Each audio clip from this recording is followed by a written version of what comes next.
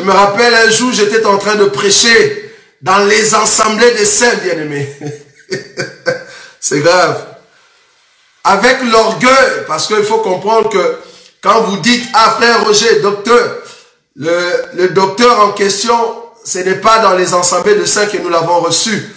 Nous avions déjà un œil, mais qui était flou parmi les assemblées de Dieu. Et c'est là-bas qu'on a reçu cette grâce d'être appelé déjà docteur.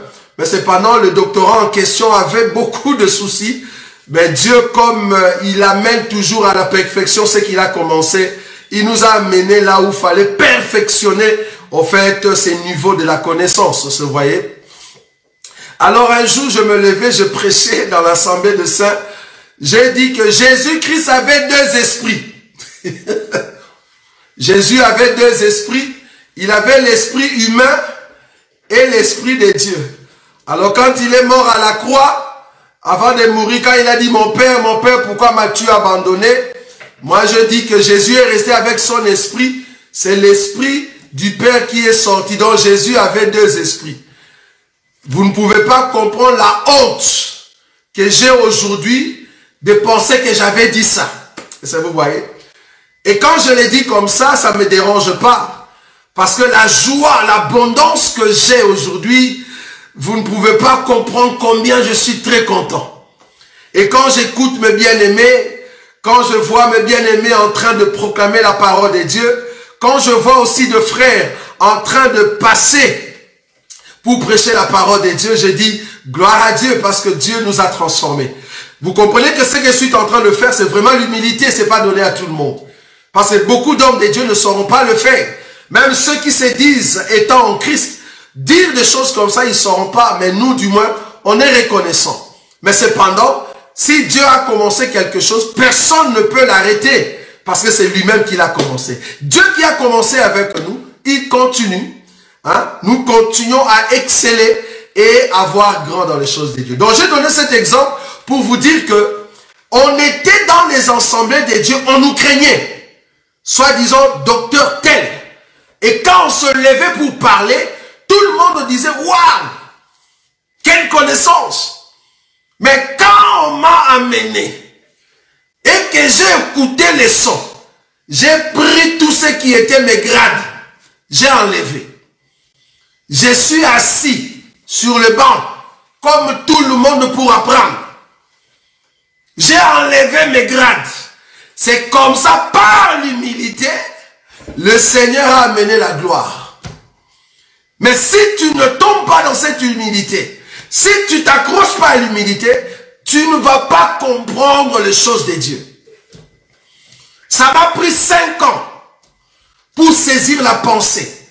Mais c'est une grâce. Mais aujourd'hui, je me dis gloire à Dieu. Ça vous voyez? Donc un homme de Dieu qui est aveugle ne peut pas déchirer l'animal. Ne monte pas, ne prêche pas. Tu vas dire de bêtises. Celui qui est aveugle, celui qui ne voit pas, c'est un homme qui marche dans le péché. C'est un homme qui est en train de soutenir son péché en touchant les Écritures.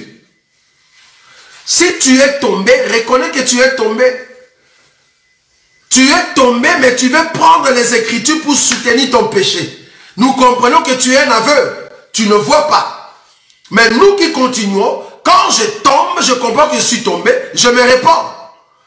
Toi, pour que tu puisses te répandre, il faut qu'on vienne t'attraper dans la chambre presque nu. Et c'est là-bas que tu dis, pardon, pardonnez-moi. Parce qu'on vient t'attraper dans la chambre. Mais quand on soupçonnait, quand on voyait déjà des éléments, de voice, on voyait des photos, tu as nié. On s'en fout de toutes vos années que vous avez passées dans cet évangile. On s'en fout, bien-aimés. On n'a pas peur de vos 25 ans. On n'a pas peur de vos 40 ans dans cet évangile. Plus grave encore, tu vas oser dire que cet évangile vient du Congo. Ça va pas, il y a un problème.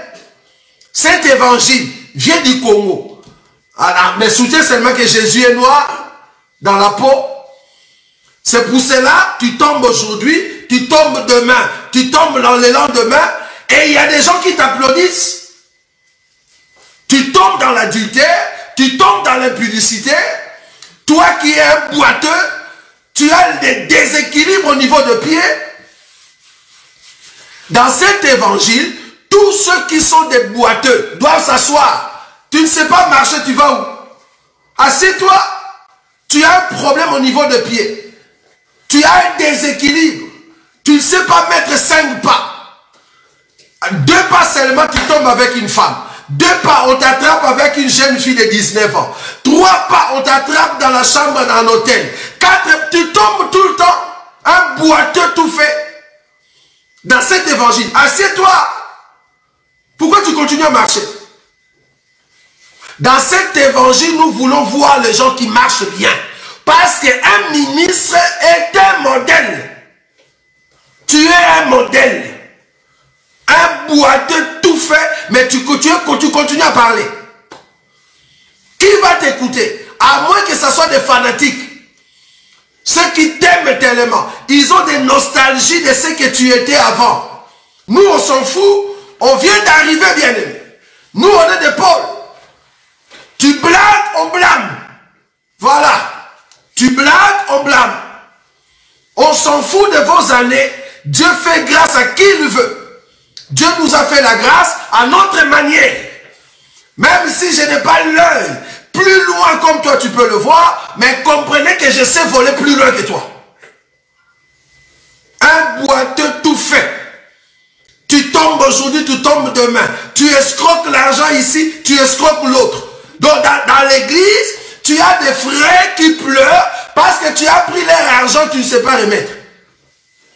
Un boiteux tout fait. Et tu viens nous prêcher avec quel enseignement? Comment est-ce que tu marches? Tu n'es pas un modèle. Nous cherchons des modèles. Nous cherchons ceux qui craignent Dieu. C'est pour cela dans cet évangile, quand je vais tomber, blâmez-moi. Nous disons toujours ça. Il faut me blâmer.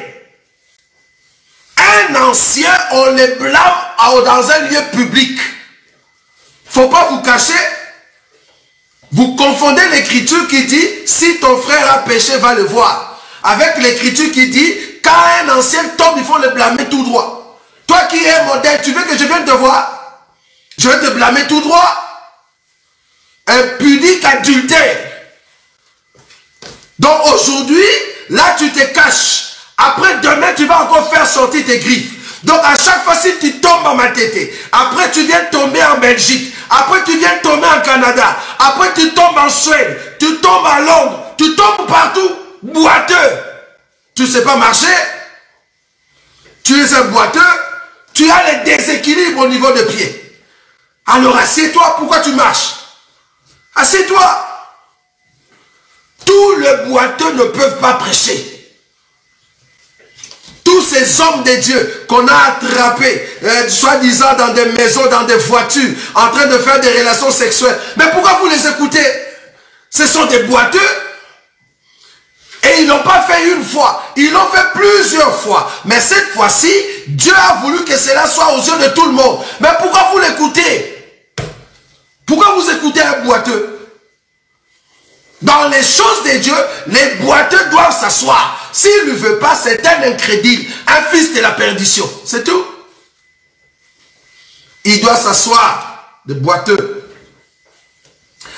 Un boiteux, c'est celui qui ne sait pas marcher. Dans sa vie chrétienne, il tombe tout le temps. Il a un problème. Et j'aimerais te dire que c'est boiteux parce qu'il a un problème de marche. On ne peut pas lui donner des choses lourdes. Il ne faut pas lui donner des tâches. Il ne faut pas lui donner la responsabilité. Il va tuer les gens. Vous lui donnez une église, mais comprenez que dans cette église, s'il y a 100 mamans, comprenez qu'il y a déjà 70% des mamans qui sont déjà passées. Parce que les messieurs, ils tombent tout le temps. Et si vous n'avez pas des hommes qui parlent réellement, mais vous allez vous retrouver avec des enfants qui ont la face du pasteur. Un enfant qui a la morphologie de son pasteur. On demande au pasteur, pasteur, pourquoi cet enfant te ressemble? C'est l'onction de Dieu bien-aimé. Menteur, impudique, adultère. Quelle onction de Dieu? L'onction de Dieu va prendre ta face pour mettre dans le ventre de la maman qui a son époux. Impudique, adultère.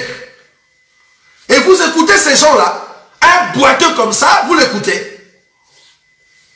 Je vous avais dit, si vous n'aimez pas la vérité, fermez, partez. Moi, je vais continuer à parler. Si Dieu me met en colère comme ça, j'aime. Quand Dieu me met dans la joie, j'aime. Quand Dieu me met dans la position de pleurer, j'aime. Un boiteux ne peut pas prêcher. Un boiteux ne peut pas diriger une église. Non. Non.